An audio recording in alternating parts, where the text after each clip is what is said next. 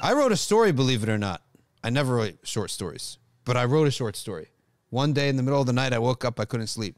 And this short story came to my mind. It's a metaphor, of course, right? It's an allegory. It's not really hard to find out that it's an allegory, right?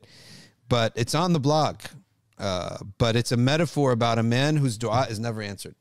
He goes to the door of Allah and his dua is never answered. But he's like, that's weird because I put in all the effort.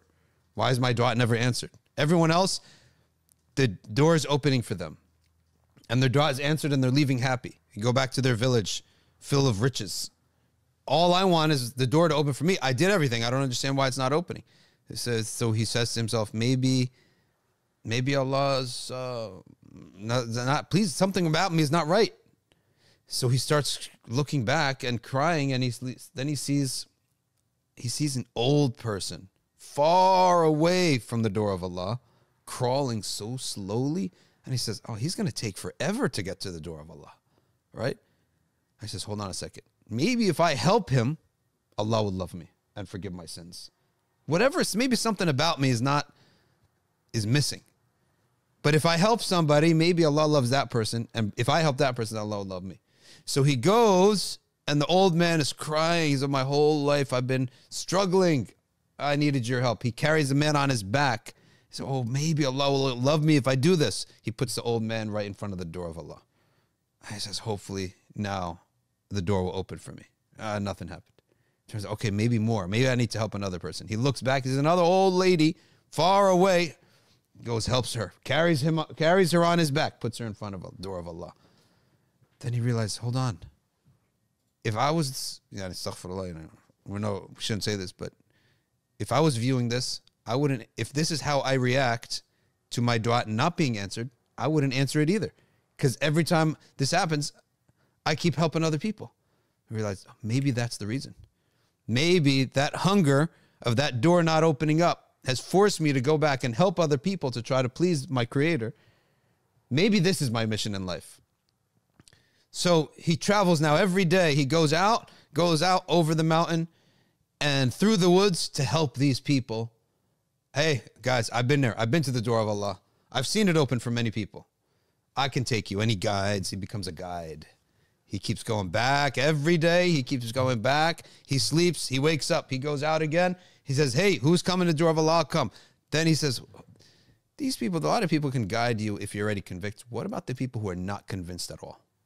Right? And he starts going to people who had given up a long time ago and set up shop and raised a new generation who don't even know that there's a door of Allah. And he says, people, what are you doing? There is a door of Allah. No, we heard about that. We got lost. We can't find it. There's no such thing. There is a such thing. Just because you couldn't find it doesn't mean there is a such thing. I was there. And he starts convincing, and he starts taking the youth. Come, go this way, go this. This is going to happen. A lion's going to come out here. Then there's going to be a ditch here. Then there's going to be a desert here. And it's going to take a long time, but be patient. I'll walk you through it. And every day he's walking people through. Now he goes far out, and he takes a week to come back. Then he goes far, it takes a month to come back. He looks one day, all these people are at the door of Allah since I brought them here. But the door never opened for me. He's walking back to his encampment, and he starts really getting sad.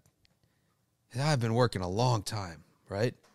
Even this didn't please my Lord to open the door of Allah. And he realized, maybe if the door of Allah opened for him, he'd go back home and never come back and never help anybody. So he now says, maybe that's the reason. So, oh Allah, if you just open the door for me, I'll stay. But Allah knows maybe he won't. You get so much riches. You go home, be fat and happy with your wife and sit happily, right? At that very moment, while he's crying, where's my wealth, right? Still, the door didn't open for me. A man bumps into him, and he yells at him, watch where you're going. This is sacred territory here. Him bumping into people. It's haram, right? There's crazy people bumping into me like this. He puts his hand in his pockets. All of a sudden, he takes out a golden egg. He's like, wow. As I was feeling down about myself, Allah gave me a little gift. A big jewel in his hand. And it's like, subhanAllah, this is one of the things that's handed out when the door of Allah opens for you. So now he's so happy. Allah answered me. He gave me a little snack.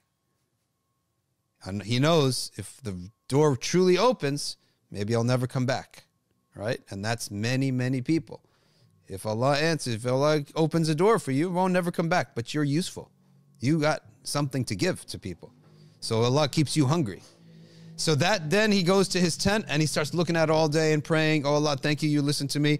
I was heartbroken, but you always answer me. You go give me something to relieve my pain. At least now I have this to look at every single day. This is my wealth now. Like he had his first spiritual experience. Now he wakes up bright and early in the morning and he goes further than he's ever been before. And he said, hey people, you believe that there's a door of Allah? I said, nah, there's no such thing. Our grandfathers talked about it, but we never found any such thing. We're lost. And so we just pitched camp here and we go hunt and we play games and talk around the fire all day. He said, people, no. Look at this. And he shows them and all everyone's eyes go wide and say, we want that. Let's go. He said, all right, let's go. Follow me. I'll take you. And he becomes an even stronger guide to the door of Allah because of that spiritual experience. And that is the path of many, many people, right? Allah Ta'ala keeps them hungry by giving them a little bit at a time because he knows if you open the tap for this person, it won't come back, right? So, but some other people, the tap has to open for them because they suffer too much, right? So no one's more generous than Allah. If you're in need, go help other people, okay? And Allah Ta'ala will help you. And unfortunately, some people, you know, they haven't really got this. But you got to get it. You got to be able to be selfless. And that's why I feel bad for sometimes people who don't have dependence. They're never forced to be selfless. You think like selfless people didn't train to be selfless. You can't train yourself to be selfless. You have to be forced to be selfless. Because if I train myself to be selfless, I'm going to stop the moment I get tired. Who's stopping me, right? But a mom, for example, who just has a baby, she doesn't have a choice to be selfless because that baby could die, right? That baby could get a diaper rash. That baby something else could happen, okay? As soon as a man now has some responsibilities, right? And all his single friends are going skydiving, well, I can't go skydiving, right? I got responsibilities, right? So you are forced to be selfless. That's why if you truly want to get good at anything, you need to submit yourself to something that you got to put yourself in a situation where you're forced to do it.